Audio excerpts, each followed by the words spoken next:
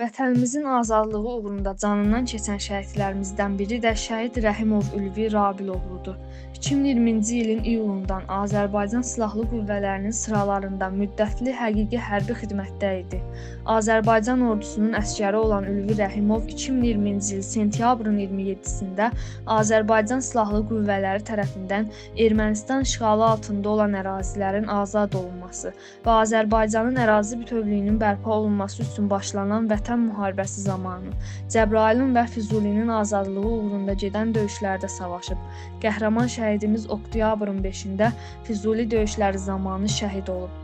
Abşeron rayonunda dəfn olunub. Azərbaycan ərazilərinin işğaldan azad olunması zamanı döyüş tapşırıqlarını uğurla yerinə yetirdiyinə, düşmənin əsas qruplaşmalarının məhv edilməsi ilə qoşunların döyüş qabiliyyətinin qorunub saxlanılmasında fərqləndiyinə görə Azərbaycan Prezidenti İlham Əliyevin sərəncamına əsasən Ülvi Rəhimov ölümündən sonra Azərbaycan bayrağı ordeni və bir sıra medallarla təltif edilmişdir. Şəhidlər susaraq danışan, yoxluqları ilə var olanlardır. Şəhidimiz Rəhimov Ülvi Rabiloğlunun müqəddəs ruhu qarşısında baş əyirik.